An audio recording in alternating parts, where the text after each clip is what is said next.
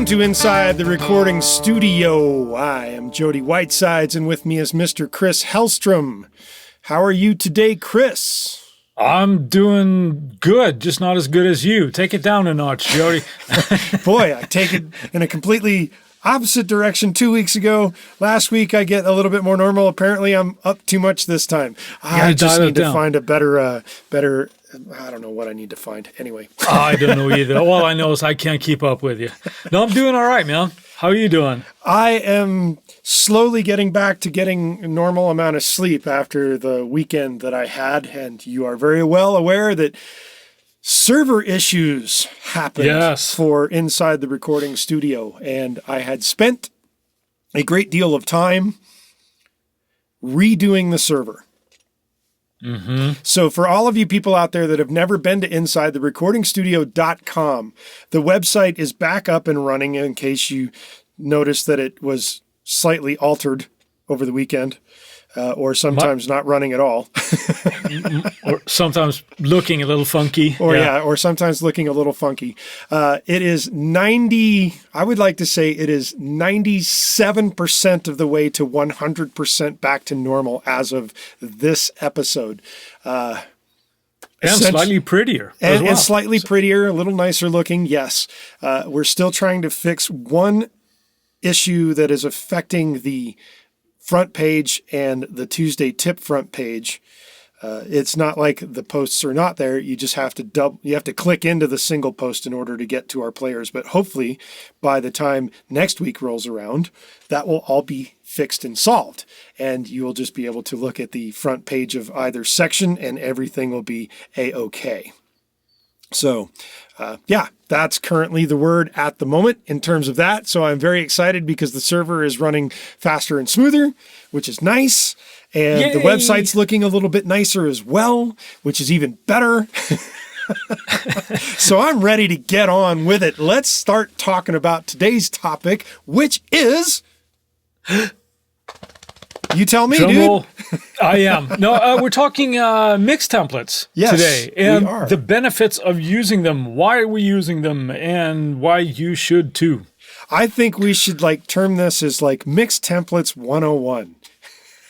Sure. That's a good. I mean, we have through a series of episodes, we've always mentioned how we use mix templates. So I think this would be a good episode to kind of lay down, well, what are we talking about when we say that, and why are we using them, and the ins and outs and the benefits and the non-existing drawbacks, and as far as I'm concerned. So yes, and the other thing is that there's a point to this madness of getting into it now, because in an episode or 2 or 3 somewhere down the road, we're going to get into the PhD kind of level of mixed templates. So we want to warm you up. We want to butter you up right now with a 101 introduction to that. There you go. Yeah. Don't break your arm patting yourself on the back there with your No. No, but I'm making fun here. But yes, it's very well put, Jody. I mean, it's good to go through some of this so that, instead of jumping into what we will jump into in a later podcast here, yes, it's good to be aware of what's kind of going on inside our heads when we're talking about this. But of course. Yeah. So first question, what is a mixed template? Oh, you've now caught me off guard, even though I know we're talking about this. No, I'm just kidding. Right? I don't know, man. I'd just like to say it. Yeah. No, a mixed template is essentially a preconceived file that you would open for your DAW. Generally speaking, it has all of your major routings already allowed for you to import whatever tracks you're going to do, so that you don't have to constantly spend 10 minutes of your life every time you do a new mix routing specific things. That's what I would say. Yeah. How would you denote that? I would say explain? the same thing. It's just like a pre-med thing for whatever you DAW. And this is obviously something that will change depending on your views, what kind of music you do, and all this kind of stuff. But the idea of having a template where you plug in your tracks with routing all set up to different auxiliaries and groupings, and maybe even have certain, let's say that you have a favorite ambience reverb That you always use? See, that's easy for you to say. It is. Yeah, that you find yourself reaching for in just about every mix. Maybe have that routed already, so you don't have to, spend time getting up and yeah, it just really helps your mix flow. So having a template, everything set up, boom, you're ready to go. You know where things are. Yes, and some DAWs make that a lot easier than others. You know, very specifically, you and I are very well attuned to using Logic Pro. And Logic Pro allows you to literally, when you fire up Logic, it will bring up a window when you say new session with template. You can get a choice of a whole bunch of kind of templates. If you make your own, you can have your own window of like all templates to choose from, which is really nice and really cool. I believe Pro Tools does the same thing. I'm sure most of the other big DAWs do the same thing to some extent, but there is one new DAW on the market that does not. And that becomes a bit of a pain in the ass. But there are ways around it. It's just a pain in the ass. And that DAW, unfortunately, at this point in time, as of this broadcast, is Luna. And Luna does not allow you to pre-create templates, at least not in an easy way. But I have figured out a way around it. Well, so yes.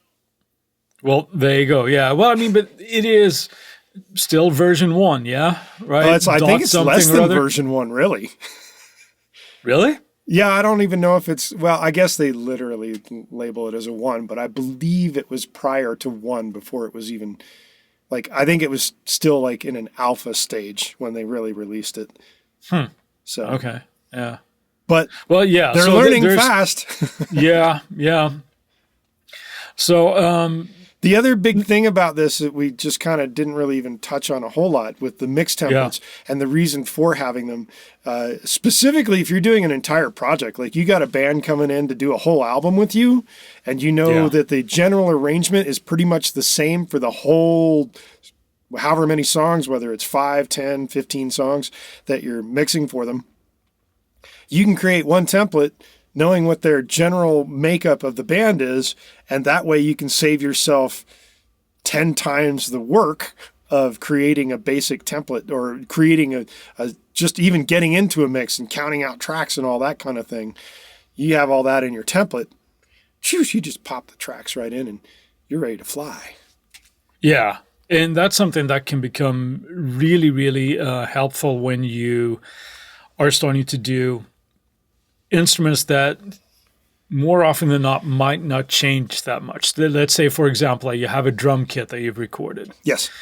You may find yourself more often than not having the same kind of settings for your shells, your kicks, and all this kind of stuff throughout, and that gives that continuity throughout the project as well. So, sure, yeah. Another benefit instead of starting from scratch each time, and sometimes you have to do that if you're doing an album and you're not tracking everything at the same time. It might be spaced out, and then you have to tweak that a little bit. Or recorded at multiple different studios. Or that, yeah. So, but generally, it's a really good idea and all those benefits. So, what do you tend to include in your mix template, Jody, as a whole? How much do you include there? How little do you try to get away with? Well, the least amount that I get away with is general routing. So I will have general routing, and it also is it's program dependent upon whether I'm doing something with a production library type track, or if it's an artist driven kind of track, or even say a podcast driven track. There's all kinds of different templates that I've actually got set up for various things. So let's say, as an example, for a library production track, I will already have tracks set up for the drums and percussion that route to a specific bus, bass tracks that also route to a bass bus, guitar tracks that route to a guitar bus, and they will have two different buses based on whether they are rhythm guitars or lead guitars. And then I will have the same thing set up also for synthesizers, whether there's rhythm synths or pads or whatever, going to one bus, and lead type synths for melodic instruments going to another bus. And then same thing for vocals. If there's lead vocals, they will go to a lead vocal bus, and background vocals, they go to a background vocal bus. So that's how, like, for a slightly advanced library template, I work that. I can use the similar concept for doing artist type music, but I will probably not go quite as in depth of like separating out lead and rhythm guitars and such. Right. And let's pause on that for a second, because the reason why you're doing that presumably is because sometimes when you submit stuff to music libraries, they want versions without the melodic content, where it's just the background. So that's why you're doing that. And right. That's the reason for doing it. There's other reasons that in terms of mixing would make it nicer too, because you can do certain things to each grouping that makes things sit better in a mix rather than having everything as one giant conglomeration right in the middle. Sure. If I apply that technique to any other type of mix, that's my general starting point. I will have certain bus routings started as a general template. Now, I've done projects where I've done mixes for multiple songs for a single band. And once I do the first mix and I have a rundown of what's going on in every other mix in terms of like trackage, my first mix is generally going to be their most complicated. And then I will use that as the template, and anything else is just stuff when I open the template and I don't need it, I just delete it out real quick. Right. Yeah. So I'm weird like that. I always pick the most complicated thing first. What's the reason for doing that? Just so that you don't run into trouble later or having to route other stuff, or what's the reasoning behind that? I think the reasoning that I use behind doing the most complicated song first is to have everything that could be thrown at me in the kitchen sink for the template. And anything that's not needed is easier to delete real quick than it is to actually add it in. Sure. If that makes any sense, because when you're adding stuff to your adding stuff to a session file for a mix generally is a little bit more time consuming than just being able to go, I don't need this, click, delete, bye-bye. Right. Yeah. Yeah. That makes total sense. Yeah. So that's why I always tend to pick the most complicated song, the most complicated mix first, to create the template for everything that comes after that with that band or that project. And then I can just quickly remove anything else that's not needed. Yeah, that's good. Yeah, absolutely. That's a great tip. Absolutely. I wholeheartedly agree with that. That's, yay. How about that? We agree on something. Yes. Again. Yeah. No, that's cool. I do a very similar thing. I have basic routing going on, and I adhere to the same sort of structure each time. So I have that in my mix template. Now, like you mentioned in Logic, it's very easy to have different templates. And I do that as well, whether it's sort of song-driven stuff as opposed to production-type music. They will be treated a little bit differently. But the overall idea is the same, where I essentially have a group of drum tracks that go to a drum bus or drum augs, percussion. I have bass, guitar, keyboards, additional instruments if there's piano or strings or anything like that. I even set up an auxiliary for transition effects, risers and stuff like that, as well as, I know, right? As well as obviously lead vocal and background vocal. So I have that, and a lot of times I am one of those people that have a favorite reverb that I tend to route in just if I want a little bit of ambience, if the guitars are tracked. So you even do you pre-set up your effects is what you're saying. A couple. A couple. I do if I have, because it's just, you tend to have, where I tend to have at least some kind of like ambience reverb, just like a small room, like a small wooden room or something. And it's just nice to have that there because I generally go for the same thing. And so I just have it there and I can add it to the DI'd guitars or whatever that happens to be. And it just kind of, it's already there and it gives me what I want. I also actually have on my master bus, I have my chain there as well. Oh. Now, we've talked about that before. Yes. Where I have everything loaded, but nothing is necessarily activated yet. So it's just one of those setups that I know I'm going to start with this. I'm going to place it right there. And should I need to change any of those emulation, like a different console or anything, it's just a flip of a switch. So, gotcha. So when you say you have something, because I know we did an actual Master Bus podcast episode. So if you're interested in our Master Buses, go back in our podcast archive and find the Master Bus episode. So I even believe we did that's interesting. A Tuesday tip for that. I believe that's true. So there's two things that you can go back to and check out in regards to that. In terms of that's an interesting concept. Let's think about that for a real quick moment, because master buses are things that people tend to think quite a bit about, or at least should in some sense. You're saying you have actual like EQs and compressors and whatnot on your actual master bus in your template. Yes. You do. Okay. And the only reason why I'm saying that is because I do not. No, but I do have things on my master bus, but they're not master bus type things like EQs and compressors and things of that nature.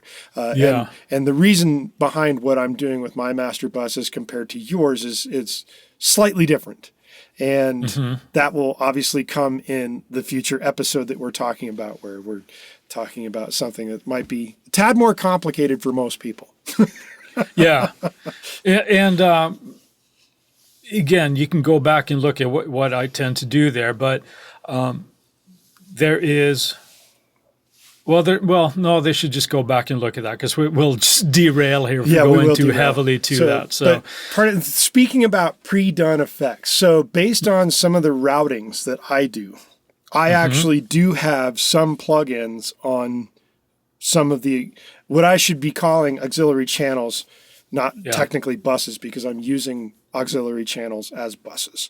And there's a whole another podcast episode. If you haven't heard about our bitching and moaning or our informational podcast about buses and auxiliary channel strips, you might want to revisit that one too. Anyway, I do actually have on a couple of my templates pre-done things for particular auxiliary channel strips that are treated as buses. And one of them is I don't know if it's Brower that did, but it's called the New York. It used to be called the New York compression scheme. Parallel compression. Parallel compression. And I actually have that in my main artist template setup. I have what I call a rear compressor. And that is something that I can send instrumentation or what have you to that bus, and then that goes back into the main music channel bus. And I have a couple of preset compressors that are already there, and then when I'm ready to start listening for that, I turn each one on or off individually to figure out which one's going to give me the appropriate thing. And then once I find it, I remove all the others and leave just the one. But so, but the other thing, Andy Brower is a big proponent of that too. I think I said Andy Brower. I'm sorry, I meant Andrew Sheps. Sheps. But I think Brower is the biggest guy. But he usually does series of them. So like if you're doing your compression, you have your main channel, and then you might send it to 2 or 3 or 4 different compressors and then bus all the main channel and the other channels that are doing all the compression all together. So it's a very interesting way of working. And it's part of the leap of where I went from basic templates into like PhD templates when I started doing mine. Anyway, it's the thing about having those pre-done things on your master bus, though, the plugin's already set up, is you don't want to be tracking through templates like that because it creates an awful amount of latency. It can, yes. If you're using tape emulation and things like that. And other things. Why is everything late? Yeah. Yeah. Why is it? Because I had a discussion with another producer yesterday who contacted me and said, "Hey, I know you've gone through this quite a bit, and I'm in need of help, and I can't figure out why my tracks are moving forward in time."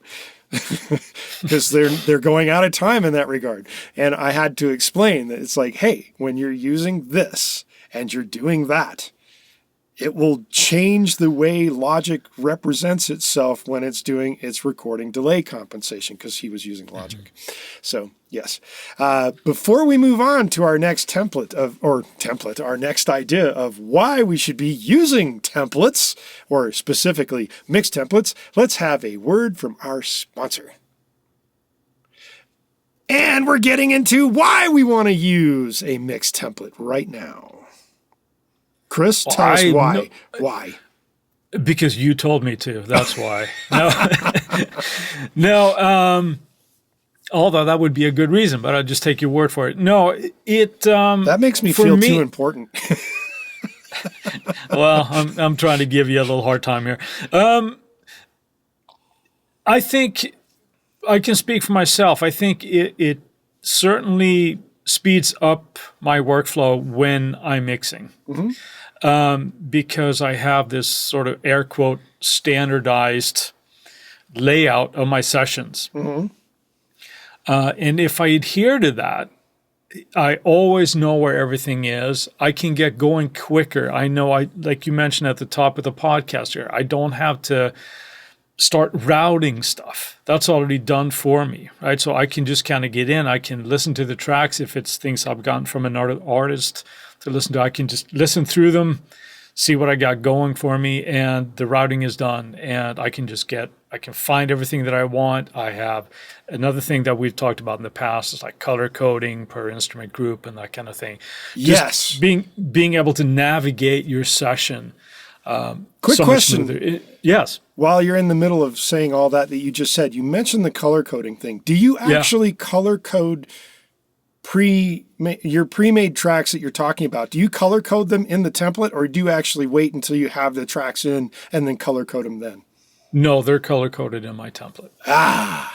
Another optimization of workflow right there.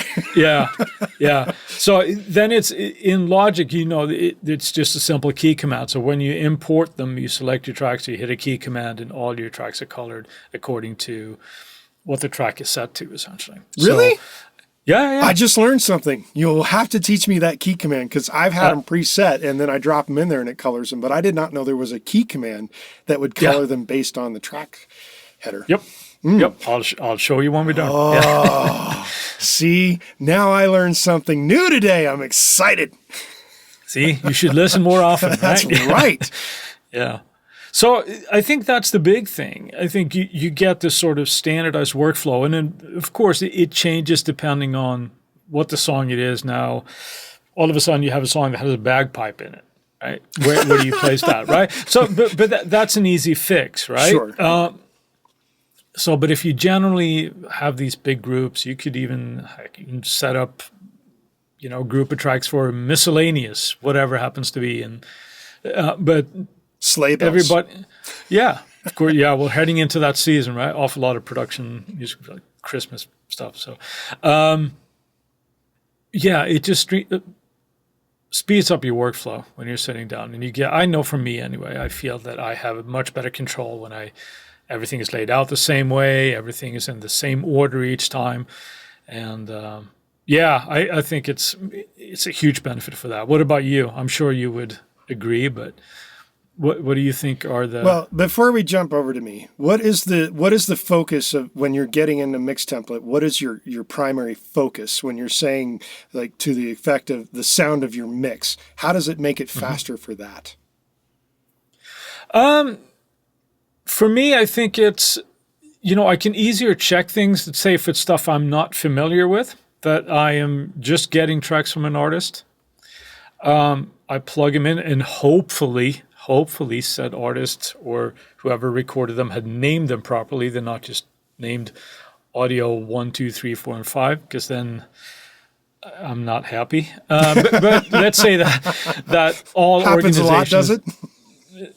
No, but it has. I said, well, was the guitar track audio 326 or was it 265? No, but once you have everything placed, you can, or I can, I see what is needed as well, right? And you can listen to the guitars by themselves. You can listen to the drums by themselves, and I can make pretty quick decisions of, well, the kick needs to be layered with a sample here, or the same thing for the snare, or perhaps even the toms, right? Or I'm not going to need the room here. But I can see the thing as a whole as opposed to having to go searching and navigating through, and I can quickly, solo and mute groups of tracks, that type of thing.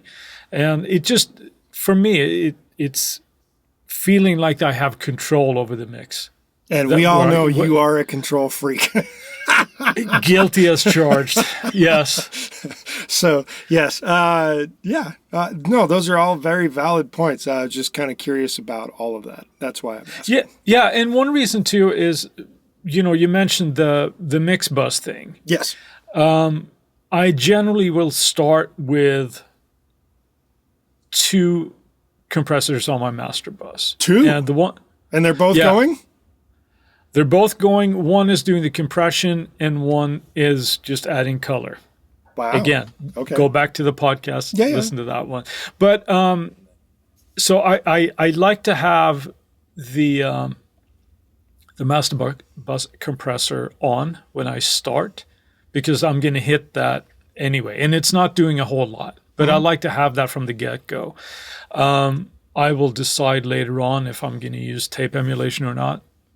But all those decisions will come later. But I like to have that because it gives me an idea of what I'm looking at. I know I'm generally going to use some kind of compression on the master bus. And it might be same things for, my drum bus, where I've started doing a lot more the last couple of years here. I've done a lot more sort of like top-down mixing on the drums. So instead of spending an hour trying to get, I'm exaggerating here, but trying to get like a decent snare tone and then realizing that only an hour? It's not. Well, yeah, right. Preset 1, preset 2. No. Lazy engineer. Yeah, absolutely. Another episode. All right. So yeah, no, overall it's just, it gets me, I have a similar workflow, whatever it happens to be. So the mix template just really helps with that. Gotcha. Yeah. And that's not even going into, that we'll do with your episode later on, what we talked about. The routing for bouncing separate mixes. It's crazy. Yeah. So I've had people that see that template and just be like, what the fuck? What are you doing here? Yeah. I can't keep up. What's going on? Yeah. Anyway. But but at the same time, we should say that don't be scared when we bring up that episode, right? When we do that, because if you have some of these concepts down that we're talking about, the routing and just the layout of how we tend to start with our mix templates, if you understand that, your template is not that hard to wrap your head around. No, once you know the reasoning behind it. Yeah, the reasoning. Yeah, if you don't, it looks like you're trying to do something that you wild sorcery going on. It's like, where's my magic wand? Yeah. So So mix templates, use them. Yeah, I agree. Yeah. You were about to ask me like my concept on standardizing the workflow and that sort of thing. Yeah. And mine is very similar to yours, but I don't generally tend to start with pre-made effects in that regard. Right. Like, most of the time, unless it's an entire project and the band wants everything to be super uniform, I will not put the same effects into a template. And the reasoning that I have behind it is I want the song to tell me what effects it needs more than me just going for a standard effect process. But like you, I do the template, and we've mentioned this, I think, a few times now throughout the episode, to quicken the workflow. It's all about speeding up the workflow and not wasting time on things that I constantly setting up the same thing over and over and over again, because that is kind of like, what do they call it? Repetitive strain injury or something of that nature. Yeah.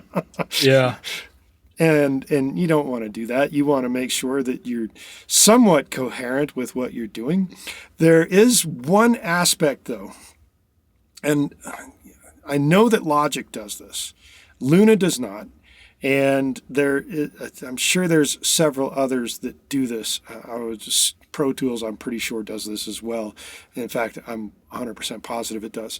Is that you can take regions in Logic, and instead of normalizing the region, which is what people tend to do sometimes when they're just starting out and they're thinking, oh, I need everything to be as loud as possible. And you used to be, well, you still can. You can normalize the region, as they call it, to 0, so that your loudest whatever hit is, or loudest thing, is 0. But if you're really getting into the concept of your emulation plugins and whatnot, they require a very specific gain stage. And unfortunately, templates can't gain stage yet. But I'm hoping that someday that you can actually have your tracks pre-gain stage the audio. Because I find myself now, whenever I get a mix going or I'm pulling in a project, my very first things, specifically in Logic, is to grab all the regions and do them by track. They have it's called normalize region gain.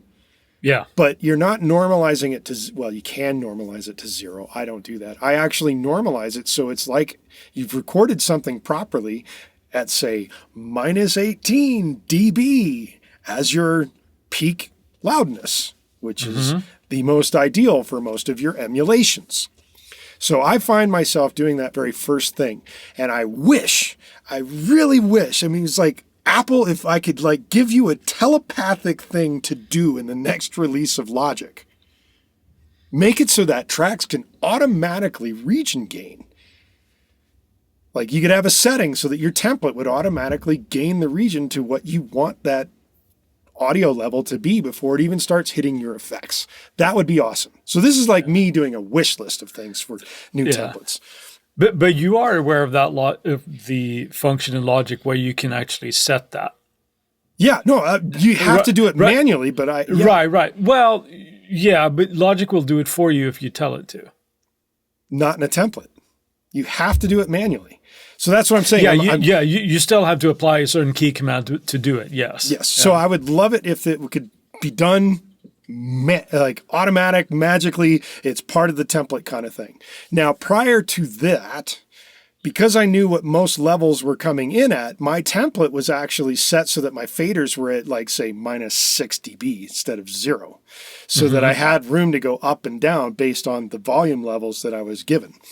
So my template has changed over time because now I don't need to worry about that. I can just apply the region gain to anything in Logic. But prior to that, I actually used to set my channel fader strips at the fader volume at minus 6 to accommodate for that, because things were always coming in pretty much too loud. So and now so that's a wish list for a template kind of thing. Is like I wish there were templates that could do that. And like the thing about Luna, you don't even get that option at all. You can't region gain in Luna yet. Eventually, I'm sure they it's will. down the line. I'm sure it will be there eventually. But things like Pro Tools and Logic, they do that. You can set the gain for the region, and it will all be good, which is nice. However, now that I've expressed a wish for a template, Action, is there a wish list that you have for templates? At this point, no. I have to say, there's nothing I found. Oh man, I really, really wish. Really? This was easier. No, not right now. I think everything that we have now is really, really good. But that being said, somebody will come out with something, before long, and they would go, "Oh my God, I can't believe that." We haven't had that before. Right. Yeah. I think one thing I should say, that the software is there in plugin form, but one thing that I wish that we would have, and I do think that Studio One has a version of this, but with so many software companies now doing console emulation in plugin form, I wish that was baked in to the DAW, so that it would impart that you could go, okay, well, I'm going to try the SSL on this, or we're going to try an API, or we're going to do a Neve, or a Trident, or whatever. I think that would be really cool. I agree with you. That would be a wonderful addition, that you could then say, this is my SSL template, or this is my API template, or my Helios template, or whatever.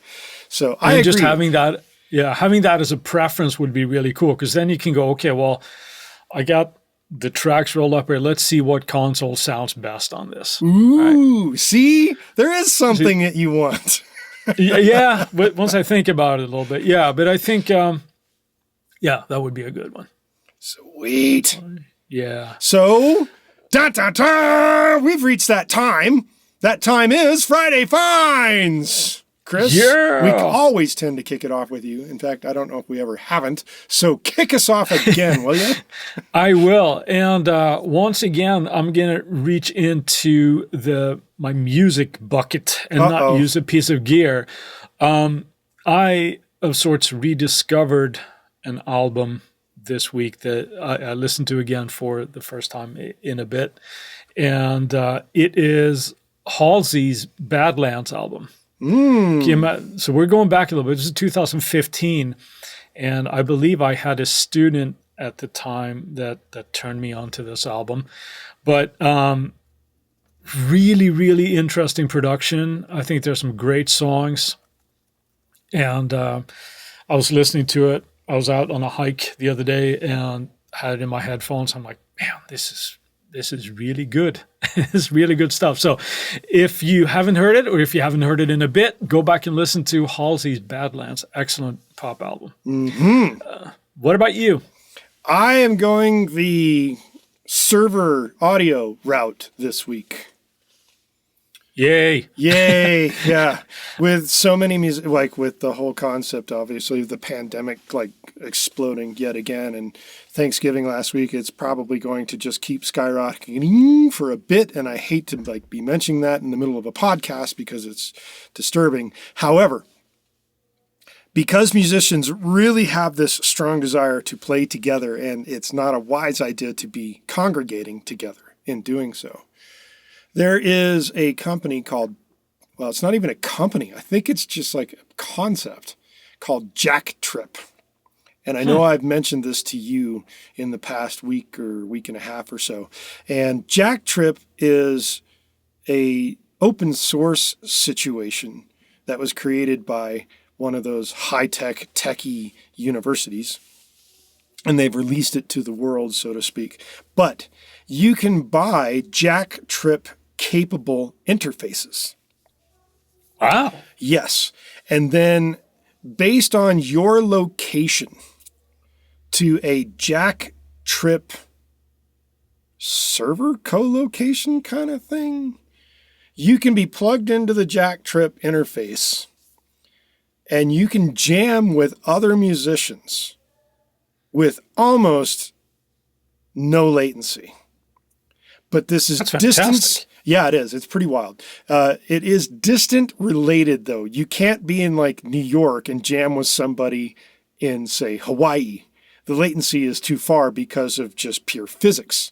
However, if you're in the same town and you're like within a 50-mile radius, which most people tend to be, JackTrip allows you to jam over the internet with their interface without a whole lot of issues. And that's pretty darn cool. That is very cool. Yes, and oftentimes it's coupled with another thing that I think we've mentioned before, and that's audio movers. Mm-hmm. So you have a JackTrip interface, and then you use the audio movers plug-in in your DAW, and you connect to the JackTrip server, and bingo, you are now able to jam over the internet, and things are pretty wild. So, excellent pick. Yes. Excellent pick. Yes, it is my pick. So while we've got your attention still here, because it's time to start wrapping things up, we would like to have you go to our website, leave us a review. That address would be insidetherecordingstudio.com/review. And that gets you to a page, it gets you the link that you can give us a review, which would be absolutely fantastic because it helps our podcast immensely. And of course, because of what you heard at the top of the hour or the top of the podcast, it was essentially a new looking website, so it'll look better when you get there. In addition to that, just go to visit InsideTheRecordingStudio.com, and you can easily go searching through other podcast episodes and find things that we have spoken about in the past. You can also sign up for our mailing list, which will get you some other kinds of goodies, including some presets from Chris and I. On top of that, if you would like to hear us speak about something, email us at the contact page at InsideTheRecordingStudio.com. I was forgetting the address for a second. In addition to that, if you want to get a special little like email prize, hit us up at Gold Star at InsideTheRecordingStudio.com as the email address, and we'll send you something nifty. But please add the word template to that email when you send it. And I think that pretty much wraps us up, except for the Tuesday tip. I'm assuming that you're going to do it for this week, showing off how you do your routing on a simple template set up for mixing. I think I shall do that, yes. Fantastic. Sounds good. For everybody out there in InsideTheRecordingStudio.com land, we'll say see you next week. Thanks for listening, as always. Have a good one. Have a good day, Jody. That's right. You too, Chris. Bye-bye.